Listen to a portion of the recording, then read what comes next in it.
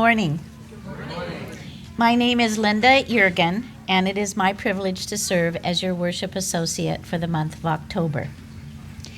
We come together in community, supporting and encouraging each other on our spiritual journeys, affirming the importance not only of tolerance, but of acceptance, compassion, and open-mindedness. Welcome to this Good Place Tapestry, a Unitarian Universalist congregation. It wasn't until I was almost 39 years old that I came to face the fact that not everywhere is like the United States, and not everyone is like us Americans. And that's perfectly okay. Up until then, I had led a life unchallenged by strangeness. I had traveled to Hawaii and found that beautiful and exotic, but only a little different from Laguna Beach. But in 1984, I traveled abroad to Italy by myself. My husband and sons didn't much feel like going, so I went for 2 weeks alone to Rome and Florence. I was already uncomfortable during my plane ride over. I was on a flight filled with members of the Rajneeshpuram sect. They had come from Milan. They had been up in Oregon with that cult leader who used to drive around in the Rolls Royces. And they were dressed in bright rainbow colors and wore wooden lockets around their necks with a picture of their guru in the middle. They practiced free love. I was seated between a member of the cult and a Catholic priest who was only a little less strange than they were. They argued religion across me the entire trip while I tried desperately not to listen. They smoked and walked up and down the aisles constantly, and with 100 or so of them on the plane, the bathrooms were finally shut down, unusable about an hour and a half out of Milan. After we landed in Milan, where they lived in a commune together, we went on to Rome, the Catholic priest and I. When we got there unaware of the safe travel rules about taxis, we ended up taking a gypsy cab into the city, driven by just some local kid and his girlfriend, who talked nonstop in quick Italian the whole way into town. The Catholic priest got out at his location first. I'd booked my pension by travel book and phone from home. There was no such thing as a computer then. So I was stunned when the taxi driver drove down what looked like a narrow alleyway to me and stopped in front of my 400-year-old building. It was the Hotel Miami. I was greeted downstairs by the proprietor and taken up a rickety 2-person elevator to the 4th floor, where I was shown into the tiniest room I had ever been in. There was space for a twin bed, a window that faced a noisy street, and a bathroom that featured a toilet in the shower. I panicked, felt claustrophobic, and unsafe. I felt I couldn't possibly stay there. It was nothing as grand as the Motel 6.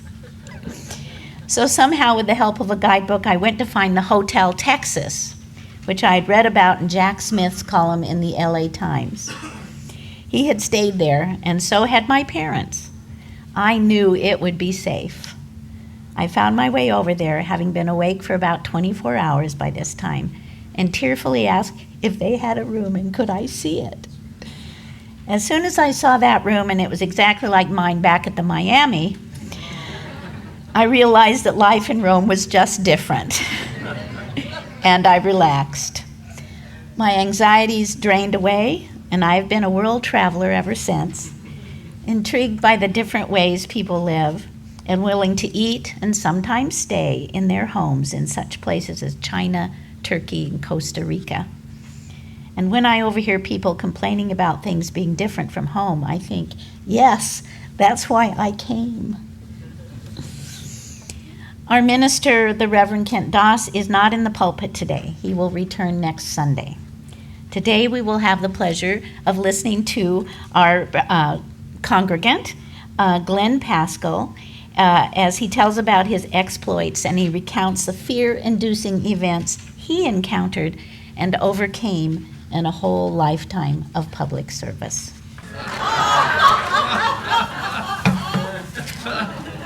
I have to bring my friend with me today to announce a special event we have coming up at Tapestry. On October 30th, a Friday night, we are going to be celebrating our first Samhain festival, and it's going to be here at the church. It is a fundraiser. It is the time of year when the light begins to fade and the darkness begins to come in.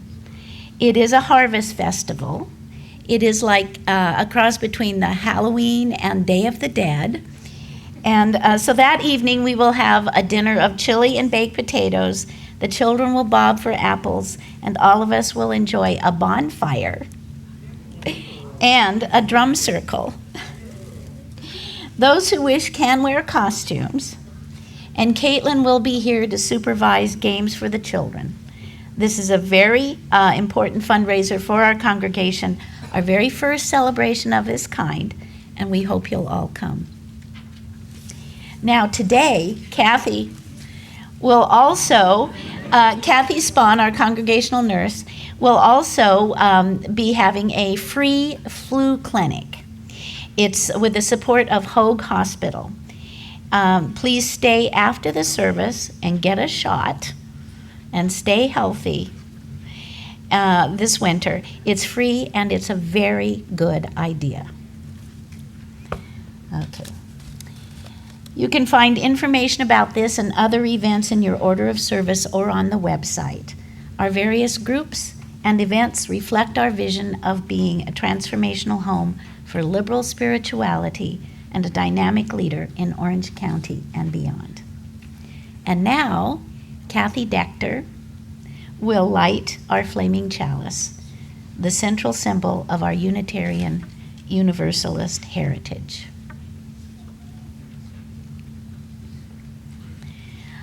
Our flame is a symbol of transcendence, truth triumphing over the forces of superstition and fear.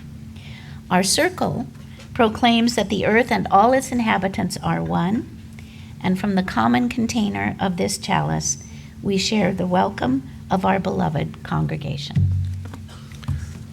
Welcome to our time together. Welcome to companionship with those who wish you well in the unexpected adventures and inescapable challenges of life. Welcome to a place where you are not taken for granted, but are appreciated for who you truly are. Welcome to Tapestry. Each week we pause to take a moment to recognize joys and sorrows in each other's lives. Each lighted candle invites us to reflect on this. And we also invite people who have messages they would like to be read from the pulpit to share these words with us. And we have 3 such messages today. Carol and Jim Semmelroth. Our 7-year-old grandson, Aiden, is in surgery this morning to repair his jaw because he fractured it in a biking accident. It will be wired shut for 2 weeks, and he will be on a liquid diet. But we promised he will get lots of ice cream. Please keep us in your thoughts and prayers. And then and now, with the young and young at heart, please come forward. Caitlin has a story for you.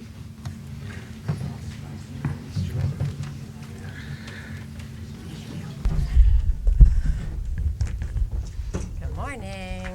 I like your spider. Good morning. What? Spider Girl Returns. Spider Girl Returns. Yeah, you had that last year too, yeah? You decorate your house? No, but we are going to. You're going to? Awesome. I'm planning on putting some pipe cleaners behind the clock Oh, fun. to look like Spider. All right. So this morning, our story is Wemberly Worried. Has anyone heard this one? Yeah, you have?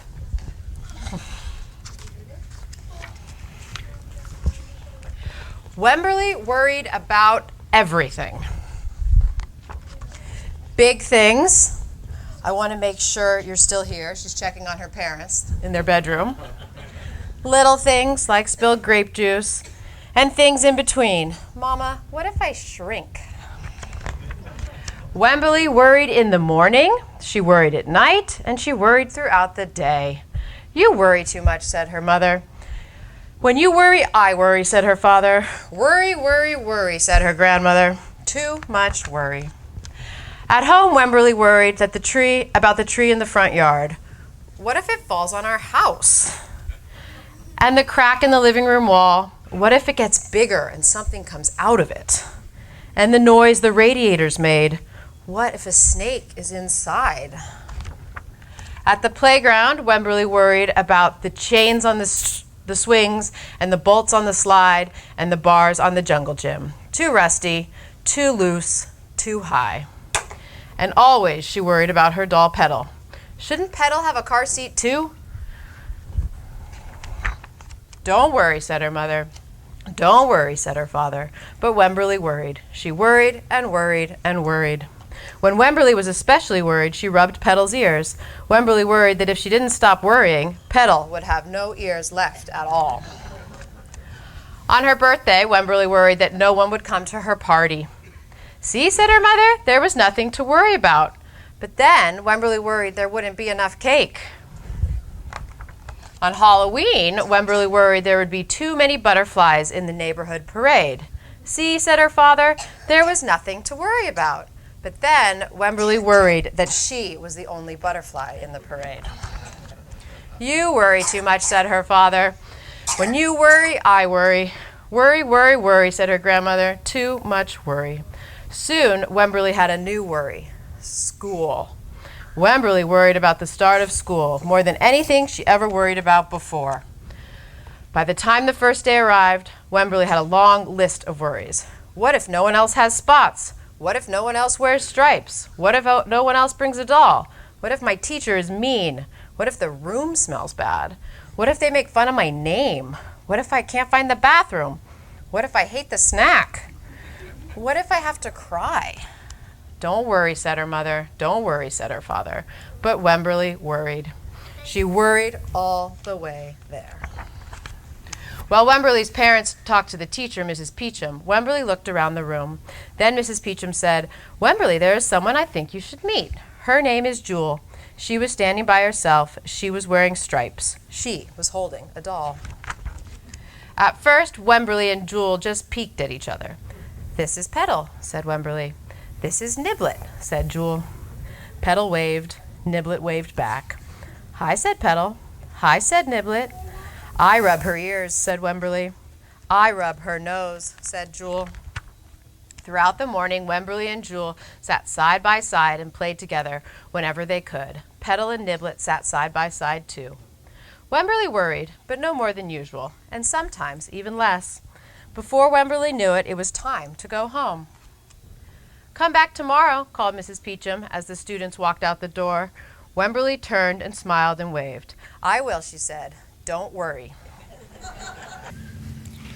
That was a perfect story today when we're talking about overcoming fear, which also means not being fretful. Our responsive reading today is number 468. We need one another. I'll read the part in regular type, and you can join me, the parts in italics.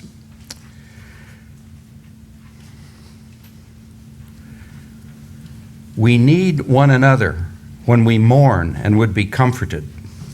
We need one another when we are in trouble and afraid. We need one another when we are in despair, in temptation, and need to be recalled to our best selves again. We need one another when we have accomplished some great purpose and cannot do it alone. We need one another in the hour of success when we look for someone to share our triumphs. We need one another in the hour of defeat when with courage might maneuver and then again. We need one another when we come to die and would have gentle hands prepare us for the journey.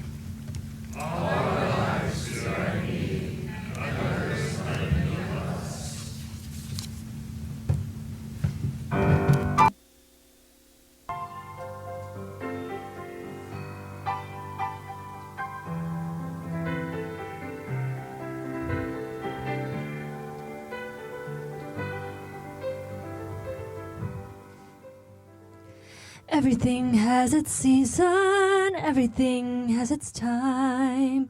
Show me a reason and I'll soon show you a rhyme. Cats fit on the windowsill, children fit in the snow. Why do I feel I'd fit in anywhere I go? Rivers belong where they can ramble. Eagles belong where they can fly. I've got to be where my spirit can run free. Gotta find my corner of the sky. Every man has his daydreams, every man has his goal. People like the way dreams have of sticking to the soul. Thunderclouds have their lightning, nightingales have their song. And don't you see, I want my life to be something more than long. Rivers belong where they can ramble. Eagles belong where they can fly. I've got to be where my spirit can run free. Gotta find my corner of the sky. So many men seem destined to settle for something small, but I won't rest until I know I'll have it all. So don't ask where I'm going, just listen when I'm gone. And far away you'll hear me singing softly to the dawn. Rivers belong where they can ramble. Eagles belong where they can fly. I've got to be where my spirit can run free. Gotta find my corner of the sky.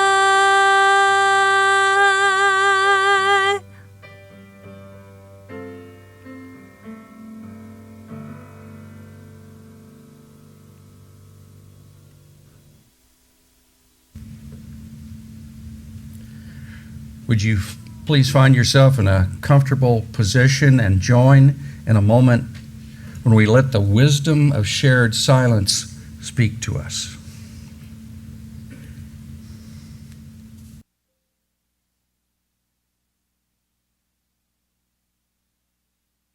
Namaste. Amen. And blessed be. This month's theme is reason. That word sounds so abstract. How does it relate to our life? For sure, I'm no genius when it comes to reason. I've never had a life plan, and I don't have a bucket list today. The adventures of my life simply came my way, and my job has been to make the most of them. I'd like to share my journey in overcoming fear. Fear of conflict, fear of strange situations, fear of violence, fear of the cultural other. Every time we face our fears, we become less fearful. This opens possibilities for service, which we Unitarians value as part of life. What came my way could have happened to anyone. These are not exploits, they are experiences. And so the only stories worth telling about myself are ones that might resonate for others.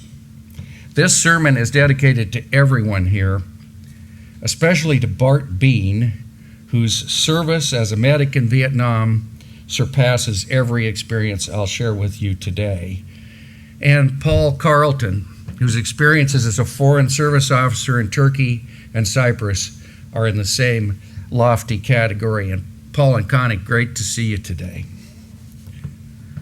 I grew up in a family with an authoritarian father and a submissive mother, typical of the World War II generation. And by the way, Linda and I think we date from the same branding day, don't we? Just about. At age 16, I realized my birth family was an unreliable home for my heart. And I decided my true family was the world and its people, the kind of extravagant presumption you have when you're 16. As an aside, at age 21, after comparing experiences with friends, I concluded that the rarest thing is a normal family. I had no idea how to connect to the world. I had no inkling that life might put me in situations I never could have anticipated. I attended Pomona College. Each morning, I passed the main gate and saw the inscription, "Let only the eager, thoughtful, and reverent enter here." Each afternoon, I exited the gate and read these words, "Let those departing bear their added riches in trust for mankind." These were the Kennedy years. Ask not what your country can do for you, but what you can do for your country. The Pomona College class of 1964 was an idealistic bunch. I still recall exactly where I stood on campus in November 1963 when a classmate drove by, rolled down his car window, and said, "The president has been shot." These were also the years when nuclear holocaust threatened, global devastation because of the arms race between us and the Russians. In elementary school, we did bomb drills and hid under our desks, and my neighbors built backyard bomb shelters. In 1961 came the Cuban Missile Crisis. We gathered at the Pomona Student Union and wondered if we were on the brink of nuclear annihilation. Research has since revealed our fears were justified. I finished Pomona with a scholarship for a PhD at Columbia University. Needing a break from school, I took a year off in Sacramento as an intern for the State Association of Counties. The front lines of state and local government were so fascinating, I never went to Columbia. In my mid-20s, I represented the counties at the legislature. Giving my first testimony, I had stage fright and spoke an endless run-on sentence. There was a brief pause, and the committee chair said, "I defy my fellow members to tell me what this man just said."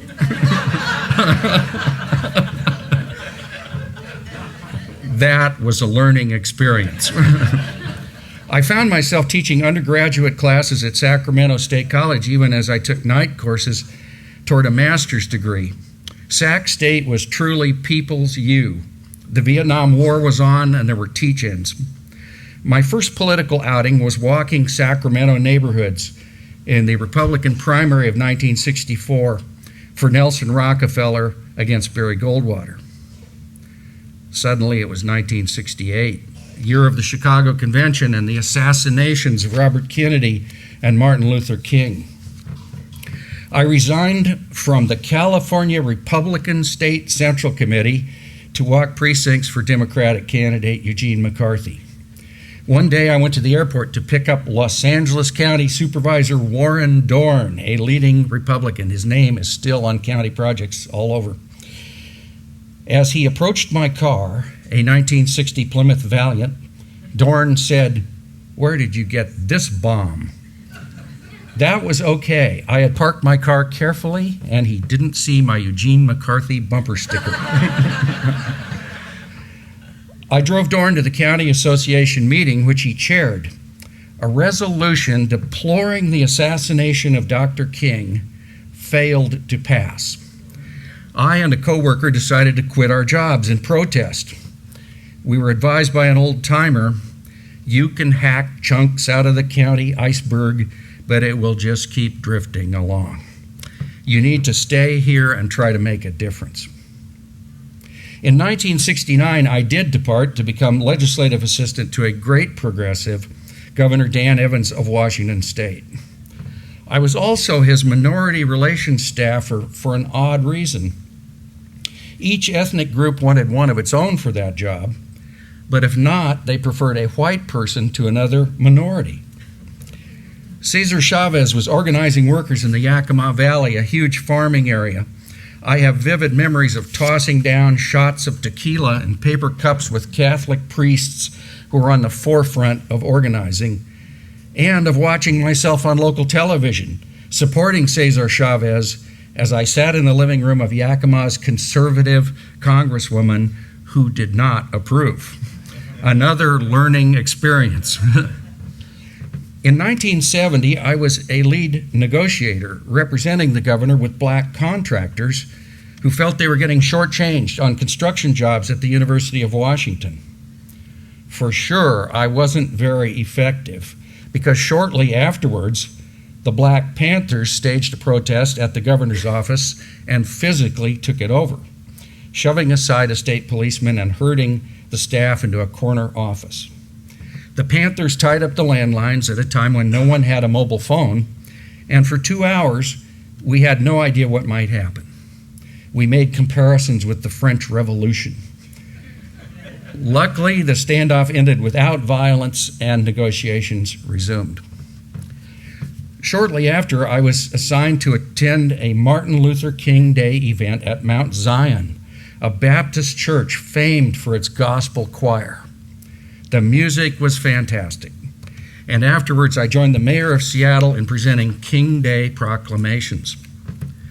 In response, a series of black ministers denounced the mayor and me for hypocrisy, since King Day was not yet a state or city holiday. They turned from the pulpit, pointed toward us, and with fiery words denounced the hollow gesture of a paper proclamation. The laugh was on me as the evening wrapped up with more heavenly music from the choir.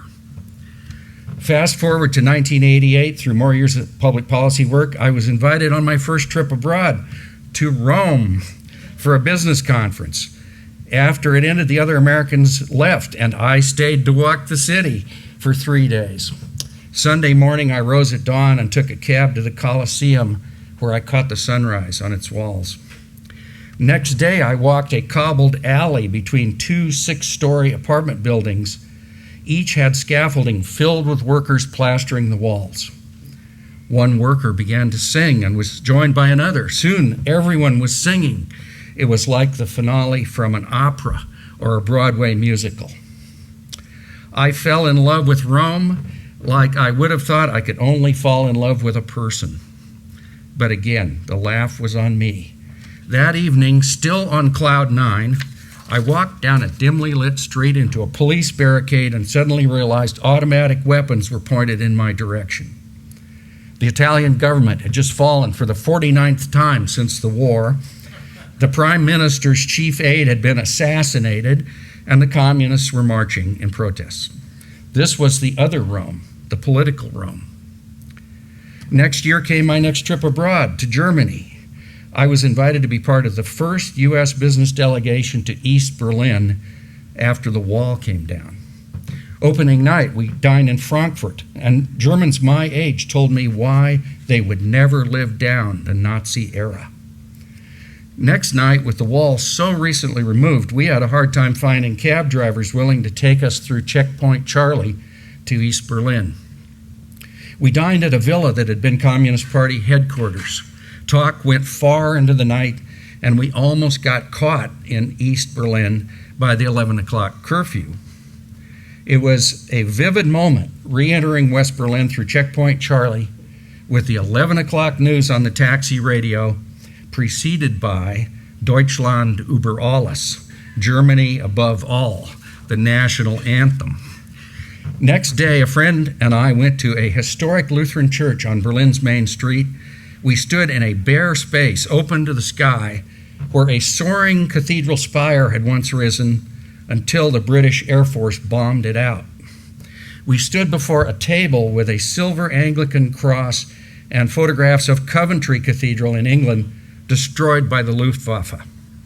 An inscription read, "Lord, forgive us for our inhumanity, nation against nation, people against people, race against race." My friend and I turned to each other with the same thought. Berliners have been forced to think seriously about life. Another few years of public policy work and profitable business consulting, And by 1992, I was financially set with a $100,000 annual income and $100,000 in the bank. But something gnawed at me, an idea for a PBS national TV show titled Helping Others, Healing Ourselves, that would document heroic volunteers who rise to the challenge in the toughest settings. I said goodbye to my Seattle business space and moved to the DC area. Via the grapevine, I got leads and did personal interviews. Each led to an indelible experience. Here are two examples. At East Tennessee State Prison, I met with the lifers. My brief time in prison began at the corner of the lobby where I stood in front of giant steel doors.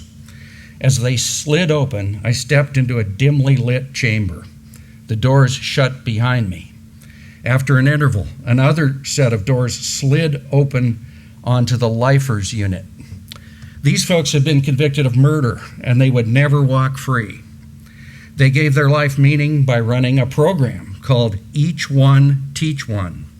Its goal was that no inmate should leave illiterate. The impact was huge. Before the program, 2/3 of ex-inmates committed crimes and returned to prison. But with literacy, only 1/3 returned. My next stop was a housing project in southeast Washington, which had a dangerous reputation. Parking my car and walking to the project, I wondered how serious the risks were for an out-of-towner. Such thoughts quickly vanished as I sat in the presence of Kimmy Gray, the spark plug behind College Here We Come. In midlife, Kimmy dedicated herself to motivate kids to make their way toward a better life. When she started, no one from the project went to college or even thought about it. When I met her, an astounding 40% of college-age residents were in college, and each year new recruits to her program were headed in that direction. In 2 years, I collected a roster of stories about how the most remarkable people do the most amazing things when conditions are the worst. I connected with a pair of great TV producers in LA and New York, and our proposal won 2 hours of national TV time from PBS. Then came the $1 million production budget. I was clueless. I'd burned through the $100,000 I brought from Seattle and had taken out a home equity loan. The clock ran out before I could crack the code on funding. Another learning experience. My first year back in Seattle, I earned the same total income as my home equity loan, $42,000. Slowly, I rebuilt finances, but I figured the round trip cost $300,000 in lost income and expenses. Yet, the money was well spent. I'd have wondered for the rest of my life what it might have felt like to put everything on the line. And since then, I've slept better at night. The DC venture also began a lasting connection. For 20 years, I've been the vice chair of Books Behind Bars, a program that provides thousands of books to mostly black inmates in Virginia state prisons. The two titles most often requested are the Bible and the Quran. In 2003, speaking of the Quran, I was asked to moderate the closing session of the annual Sufi Symposium in San Jose. Sufis are the lovers and the liberals of Islam. Sufism has given us Rumi and Hafez, two of America's most popular poets.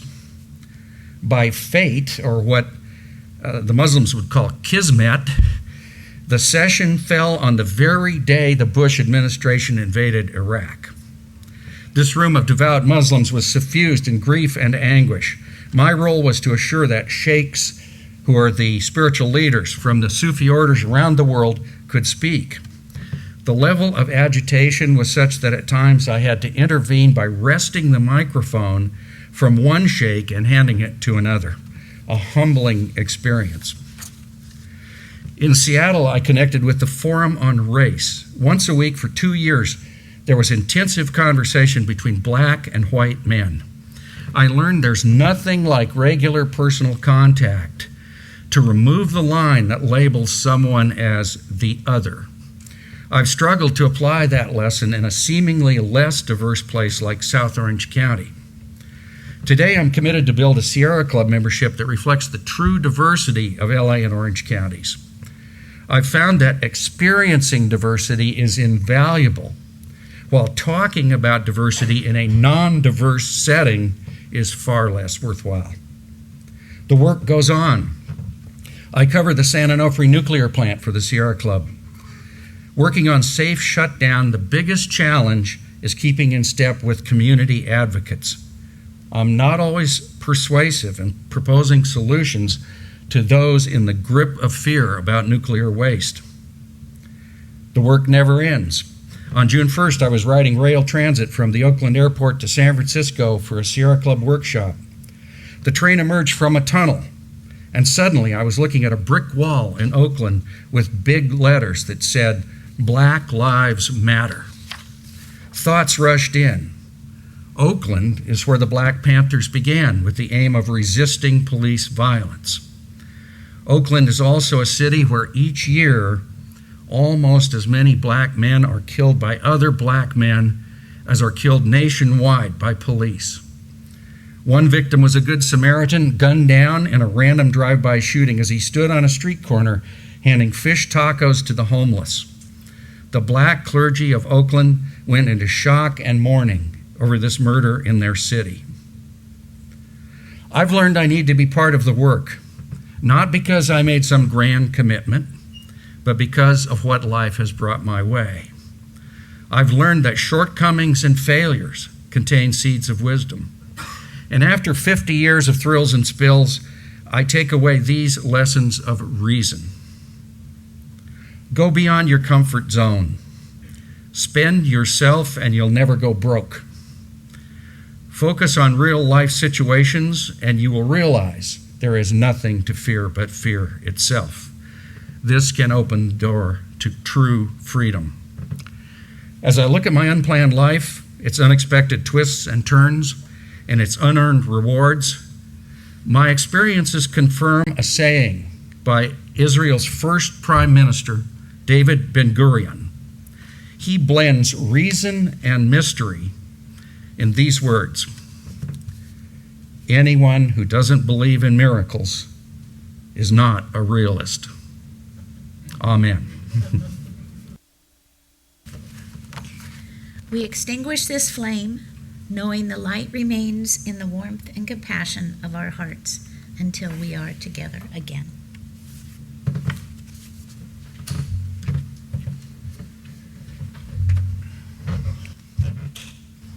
Thanks to Diana Chu for the lovely music today.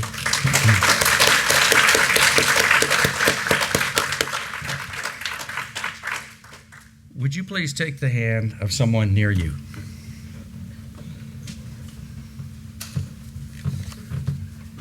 We call upon the inner wisdom and greater knowing within ourselves to make us ever mindful of our connection to the whole, and to keep us willing to reach beyond ourselves in service to the unity of humankind. Now go forth and let the light within you be a blessing to the world.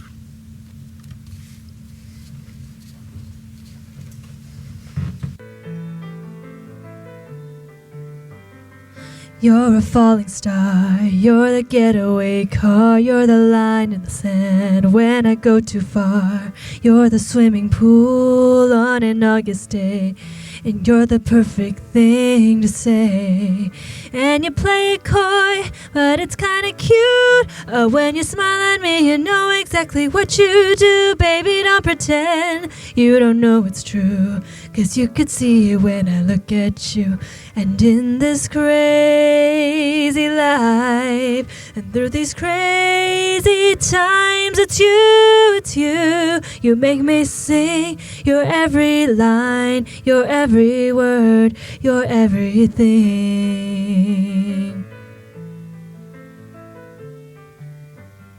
You're a carousel, you're a wishing well, and you light me up when you ring my bell.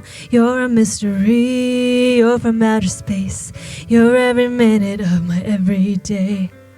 And I can't believe that you're my man, And I get to kiss you, baby, just because I can. Whatever comes our way, oh, we'll see it through. And you know that's what our love can do. And in this crazy life, and through these crazy times, it's you, it's you. You make me sing your every line, your every word, your everything.